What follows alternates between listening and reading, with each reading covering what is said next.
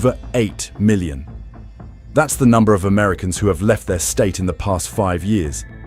It's not because of a lack of freedom, but because of a lack of reason to stay. Numbers don't lie. House prices are up 40%. Taxes are at an all-time high. Crime is escalating, and public services are deteriorating. From California and Illinois to New York, cities once hailed as centers of opportunity are now facing an unprecedented exodus. And what's even more frightening is the government's silence, while ordinary people are struggling against the economic storm. In today's video, we'll explore the 10 states losing population the fastest in the United States, and the truth behind the silent migrations reshaping the American landscape. If you think this doesn't concern you, look around. The school is empty, familiar shops are closed, and neighbors are selling their homes. Perhaps this migration is knocking at the front door of your neighborhood. If there's any place that ever made people believe heaven exists on Earth, it's probably Hawaii. But recently, that paradise has been deserted. Last year alone, over 12,000 residents of Hawaii left the island, according to census data. A seemingly small number, until you realize that's nearly 1 in every 100 people disappearing in just 12 months. Why is that? It's not a hurricane, it's not a volcano, but a storm of the cost of living. The average house here costs $1.1 million, which is 4 times the median household income.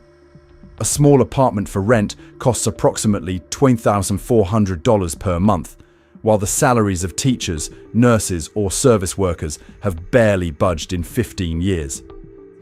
A gallon of milk, almost $8. A loaf of bread, almost $6. A simple meal, as if it were a luxurious feast on the mainland. In other words, in Hawaii, every item has an additional scenic fee. The problem isn't just about money. It's exhausting for locals to watch their homeland being turned into a high-end tourist backdrop. Houses are no longer for residents, but for Airbnb investors. The old neighborhood has been transformed into a resort, and the children who grew up on the island dreamed of Las Vegas so much that it was called the Ninth Island of Hawaii. It sounds paradoxical, but it's actually very human.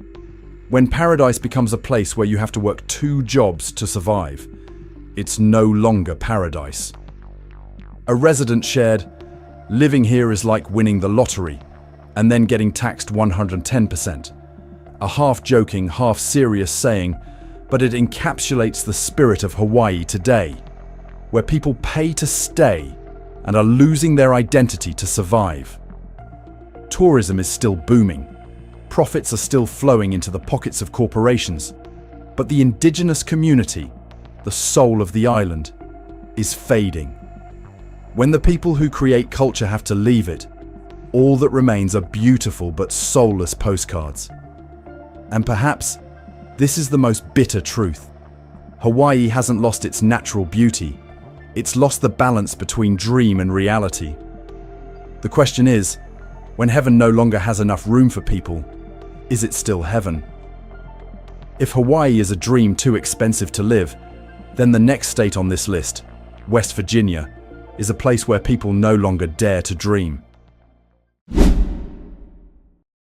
West Virginia was once a symbol of working-class America, the land of coal, of our indomitable spirit. But now, the people here are succumbing to reality itself. From 1950 to the present, the population of this state has decreased every decade without exception. Last year, over 18,000 people left, which is equivalent to a small town disappearing from the map.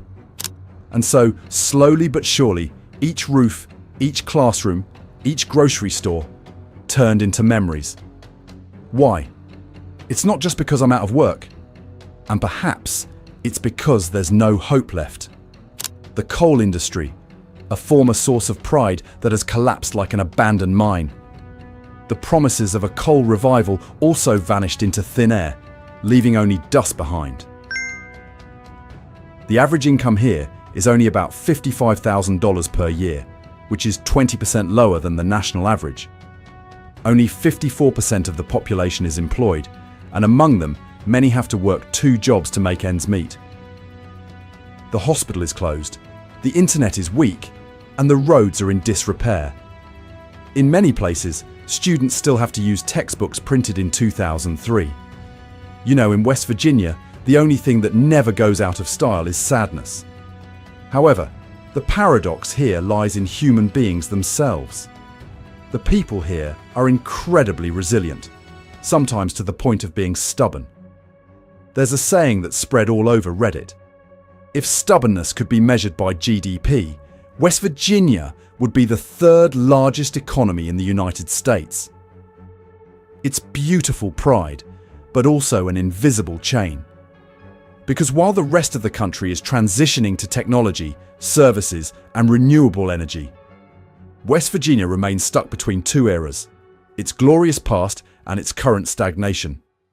A young man born here once said, "In West Virginia, the mountains surround you like arms until you realize they're walls." A sad but true metaphor. When young people leave, the elderly stay, and businesses don't bother to return, you have a land living on memories, not on the future.